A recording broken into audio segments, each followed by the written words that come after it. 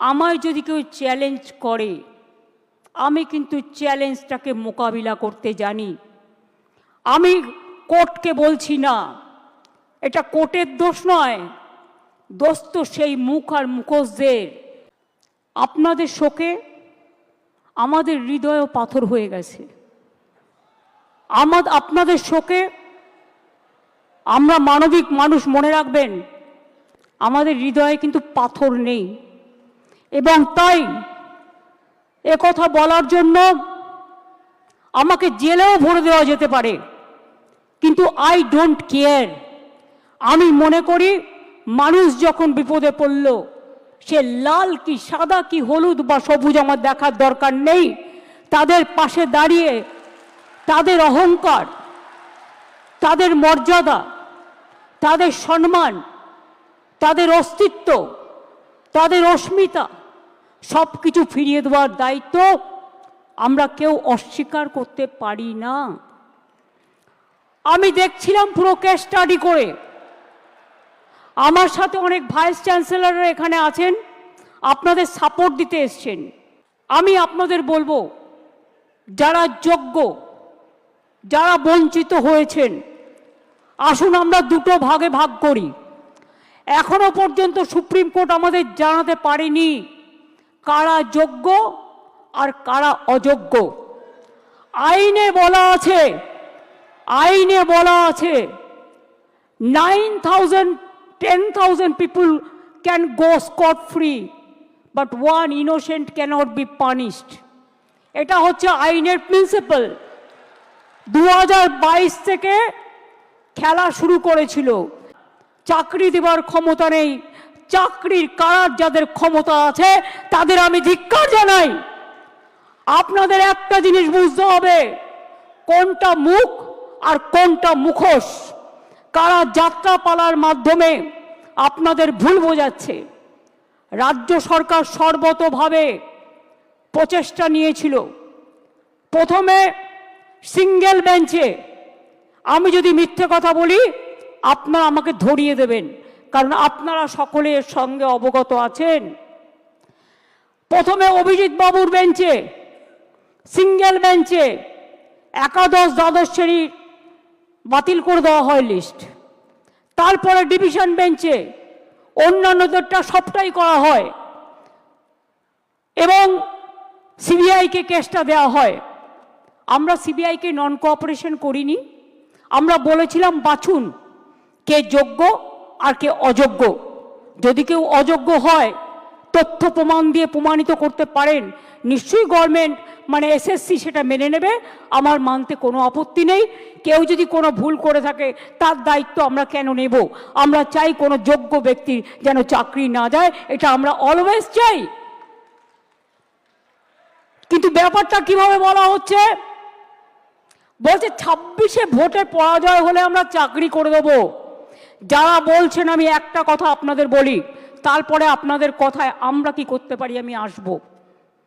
তার কারণ কদিন ধরে আমাকে প্রচণ্ডভাবে, যে মানুষটা জানে না কি হয়েছে, যে মানুষটা কোনো ব্যাপারে আমি চ্যালেঞ্জ করে বলছি, আমি আমার জীবনে জেনে শুনে কোনো পানিশমেন্ট কাউকে দিইনি এবং মনে রাখবেন জেনে শুনে কারো চাকরি খাইনি।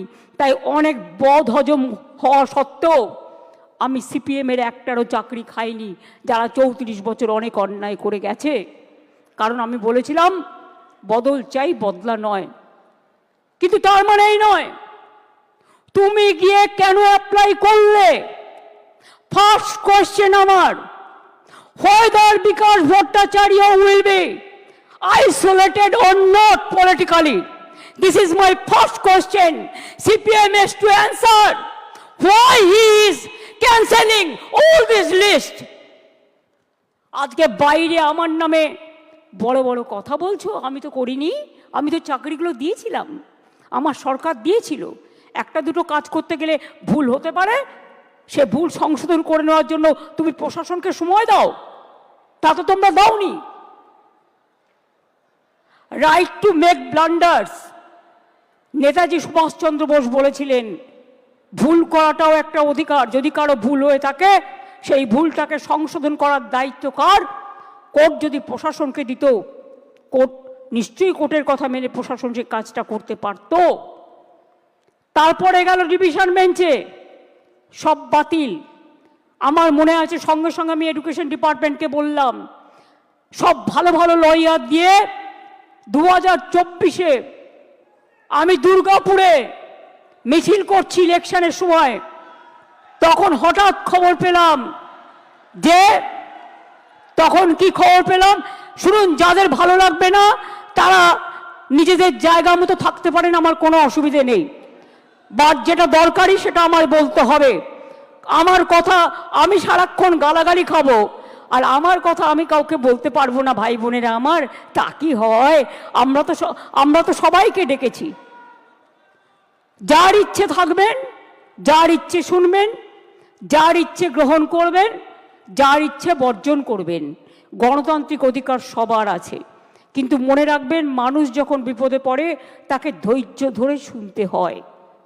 2024 সালে আমি আসানসোলে দুর্গাপুরে মিছিল করছি, আমার কাছে খবর এলো সুপ্রিম কোর্টে আমরা যখন অ্যাপিল করেছিলাম যে হাইকোর্টের রায়টাকে স্টে করে দেওয়ার জন্য, এবং তদানীন্তন বিচারপতি মিস্টার রেসপেক্টেড চন্দ্রজিৎ, আমাদের চন্দ্রচূড়জি সেটাকে স্টে করে দেন।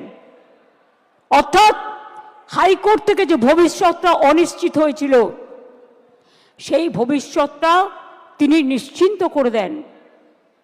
তারপর আবার দেখলাম আরেকজন বিচারপতি এলেন, একজন প্রধান বিচারপতির একটা রায়কে আর একজন প্রধান বিচারপতি সম্পূর্ণভাবে যোগ্য অযোগ্য না দেখে বাতিল করে দিলেন। মনে রাখবেন, আমায় যদি কেউ চ্যালেঞ্জ করে, আমি কিন্তু চ্যালেঞ্জটাকে মোকাবিলা করতে জানি। আমি কোর্টকে বলছি না, এটা কোর্টের দোষ নয়, দোষ তো সেই মুখ আর মুখোশদের যারা আপনাদের নিয়ে খেলা করেছে। বাট আমি একটা কথা বলতে চাই, আমি বেঁচে থাকাকালীন যোগ্য প্রার্থীদের কারো চাকরি কেড়ে নিতে দেব না। It is my commitment.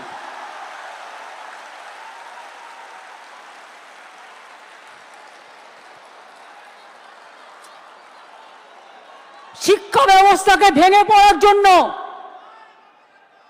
ভেঙে ফেলে দেওয়ার জন্য, শিক্ষা ব্যবস্থাকে ভেঙে ফেলার জন্য একটা চক্রান্ত চলছে, একটা পরিকল্পনা চলছে।